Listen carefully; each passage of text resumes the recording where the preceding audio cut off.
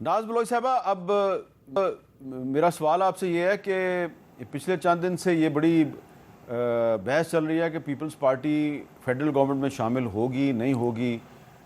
वज़ीर दफ़ा ख्वाजा आसिफ साहब का ख्याल है कि पीपल्स पार्टी अनकरीब फेडरल गवर्नमेंट का हिस्सा बन जाएगी। तो आपकी पार्टी के अंदर इस सिलसिले में कोई सलाह मशवरा हुआ है? कोई पॉलिसी पार्टी ने कोई फैसला किया है कि फेडरल गवर्नमेंट में शामिल होना या नहीं होना? जी हामिद मीर साहब, देखिए पाकिस्तान पीपल्स पार्टी इस वक्त पार्लियामेंट की सेकंड लार्जेस्ट जमात है इन टर्म्स ऑफ नंबर्स। और बिल्कुल हमारी अपनी एक साख है और हमारी अपनी एक मैं समझती हूँ कि किरदार रहा है पाकिस्तान पीपल्स पार्टी का थ्रू आउट। इवन बजट के मामलात में भी आप देखें कि चाहे वो BISP को 20% इजाफा करने की बात हो, चाहे सोलर के ऊपर जो टैक्स है उसको कम करने की बात हो, और FVR से रिलेटेड जो भी इश्यूज थे उनको मनवाने के लिए पीपल्स पार्टी ने अपना किरदार अदा किया। अवाम के हक में जो बातें हमने कही और हमने कोशिश की हतुल इम्कान की उन चीज़ों के ऊपर जो है वो बेहतर नताइज आए और वो आए भी। इसी वजह से बजट जो है वो यूनानिमसली सबने इसको मंजूर किया। देखें, बात यह है कि पाकिस्तान पीपल्स पार्टी डेफिनेटली, जिस तरह मैंने आपसे कहा, कि एक बड़ी सियासी जमात है और हुकूमत चाहेगी कि ये काबीना का हिस्सा बने, लेकिन ऐसी कोई बात अभी तक है नहीं। पाकिस्तान पीपल्स पार्टी अपना रोल प्ले कर रही है। हमने ना वजारतें ली हैं, ना हमारा इस वक्त कोई इरादा है वजारतें लेने का, काबीना में आने का। हाँ है, जो हमारा रोल है वो हम अदा करें। आप देख रहे हैं कि बगैर वजारतों के बिलावल भुट्टो जरदारी साहब ने फॉरेन फ्रंट के अंदर जिस तरह से फॉरेन पॉलिसी को पाकिस्तान के लेके वो आगे बढ़े, जो डिप्लोमेसी उन्होंने की, जो एडवोकेसी उन्होंने की, दुनिया भर में अमन का, पीस का पैगाम उन्होंने जाके पाकिस्तान की नुमाइंदगी करते हुए पहुंचाया और भारत का मकरू चेहरा सबके सामने बेनकाब किया उन्होंने। तो मैं समझती हूँ वो तो बगैर ओहदे के, बगैर मिनिस्ट्री के इतना अच्छा काम कर रहे हैं। तो जब वक्त आएगा तो फिर हमारे पास वजारतें भी होंगी और वजारत उज़्मा भी तो होगी। वो वक्त कब आएगा? बहुत जल्द आएगा इंशाल्लाह। आप देखेंगे बिलावल भुट्टो साहब वजीर आजम पाकिस्तान बनेंगे और इसी के लिए मैं समझती हूँ कि उनकी जो जद्दोजहद है, उनकी जो काबिलियत है, उनकी सलाहियत है, वो इसका मुंह बोलता सबूत है कि पाकिस्तान मुश्किल वक्त में जब रहा तो मुश्किल वक्त में उभर के आपके सामने एक यंग लीडर के तौर पर बिलावल भुट्टो ने जो किरदार अदा किया।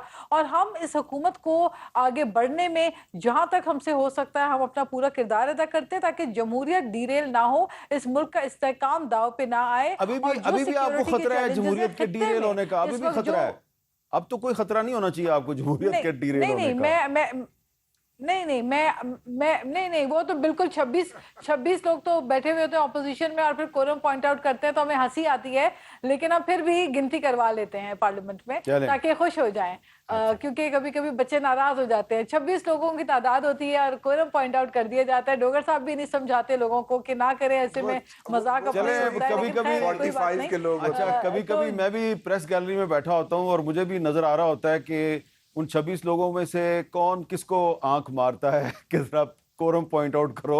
अच्छा, मैं तलाल चौधरी साहब आपसे पूछना चाहता हूँ कि अगर पीपल्स पार्टी वफाकी काबीना में शामिल होने के लिए तैयार नहीं है तो क्यों इतना जोर लगाया जा रहा है कि इनको काबीना में शामिल कर लिया जाए? मीर साहब देखिए, ये जो हुकूमत है, ये जो इत्तेहाद बना है, ये एक एग्रीमेंट के तहत है। इस एग्रीमेंट में दोनों जमातों ने एक पूरी अपनी सियासी बार्गेनिंग करके उसके बाद एक फार्मूला बनाया, जिसके बाद दोनों इसमें कोई एक इसमें तब्दीली नहीं कर सकता। दोनों जब चाहेंगे कोई एक नए फार्मूले पे मुतफिक हो सकते हैं, मगर एक बात तय है कि ये लॉन्ग टर्म है। तो इसकी लेकिन नाज बलोच साहबा कहती हैं कि अनकरीब बिलावल भुट्टो जरदारी वजीर आजम होंगे। देखिए, अभी माशाल्लाह वो 30s में है, तो बड़ी माशाल्लाह एज पड़ी है। 10 साल बाद उनका अनकरीब भी 15-20 साल भी हो सकता है। मेरा मतलब अभी यंग आदमी, अभी तो वो 30s में है।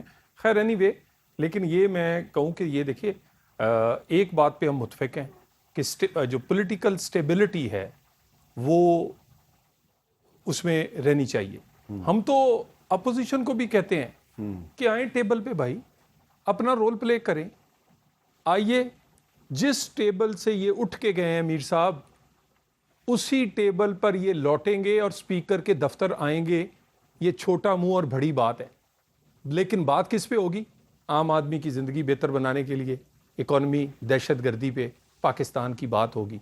जब तक अच्छा, एक तरफ आप उनको मुज़ाकरात की दावत देते हैं, दूसरी तरफ आप उनके वो बंदे भी तोड़ लेते हैं जिन्होंने इलेक्शन से पहले कुरान पे हलफ दिया हुआ है कि जनाब हम इमरान खान के साथ धोखा नहीं करेंगे। देखिए मीर साहब, सियासी गलतियां क्यों नहीं, उनकी सियासी गलती बिल्कुल है, मैं लेकिन ये क्या आपकी इखलाकी गलती नहीं है कि कुरान के हलफ से मुकरने वाले शख्स को आप अपने साथ मैं वजह बता रहा हूं। कुरान पे उसने हलफ दिया, वो इनके साथ खड़ा था। जब आप पार्टी से बंदे को निकाल देंगे, तोहमत लगा के, तोहमत लगा के निकाल देंगे कि तुम अब मेरी पार्टी में नहीं हो, आप उसको गाली देंगे। उस हलफ में जो कॉन्ट्रैक्ट उसने किया था आपके साथ, वो तो आपने तोड़ा है, ठीक है, और वो उस बेचारे को आप बेयारो मददगार छोड़ देंगे तो वो अपने सियासी ऑप्शन लेगा। हम किसी को जबरदस्ती नहीं मीर साहब लेकर आए, और हम नहीं चाहेंगे कि किसी को लेकर आए, और हमें इस वक्त जरूरत भी नहीं है। हाँ। मगर आप अपने लोगों को, यानी ये सियासी एक कारकुन है डोगर साहब, यकीन करें इस जैसे 4-5 और हो तो ये पार्टी कहीं और होती। आप फीस देने वाले वकील जिनको सियासत का पता कोई नहीं है, और अपनी कभी भाभी पे, कभी बीवी के, कभी बहन के कहने पे, कभी बीवी जमातें चलाते हैं, तबाही करते हैं, और इस तरह, और लोगों को गैर सियासी तरीके से जमातों को चलाते हैं। हुकूमतें कौन तोड़ता है? इस्तीफे कौन देता है? कौन तोहमत लगाता है? 10 लोगों की लिस्ट किसने जारी की है? जब आप लिस्ट जारी करेंगे कि ये लोग बिक गए थे, तो लोग फिर अपना क्या करेंगे? आपने धक्का दिया उस बंदे को, तो वो फिर आ गया। जी डोगर साहब, ये वैसे बात जो है इस पर आप कुछ कमेंट करना चाहेंगे? तलाल चौधरी साहब कह रहे हैं कि ये जो पिछले दिनों एक आपके एक एमएनए साहब जो हैं, उन्होंने जो मुस्लिम लीग नून के साथ हाथ मिलाया, तो उसकी वजह यह है कि आपने उसको निकाल दिया था, तोहमत लगा के निकाल दिया था। सर मैं इसका जवाब देता हूं। पहले मैं पीपल्स पार्टी की हुकूमत में आने पर बात करता हूं। पीपल्स पार्टी कब हुकूमत में नहीं है? पीपल्स पार्टी तो हुकूमत का हिस्सा है, हुकूमती बेंचों पे बैठी हुई है। ये जो पूरा बजट मीर साहब बना है, मैं जानता हूँ इसमें 99% प्रपोजल्स पीपल्स पार्टी ने शामिल की हैं। पीएसडीपी में 10 अरब रुपए का बजट तरक्याती उन्होंने शामिल करवाया है। पहले वो 6 से 7 अरब था, अब 3-4 अरब और बढ़वाए हैं, और मेगा प्रोजेक्ट्स में अरबों रुपए के अपने प्रोजेक्ट शामिल करवाए हैं। सारी कमेटियां इनके पास हैं, तो पीपल्स पार्टी तो हिस्सा है।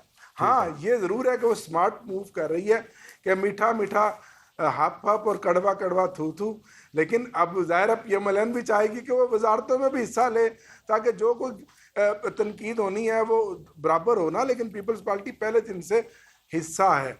दूसरी बात है हजूर के ये जो साहब जिन्होंने कुरान पर हल्फ उठाया और ये चले गए, हमने इनको धक्का नहीं दिया।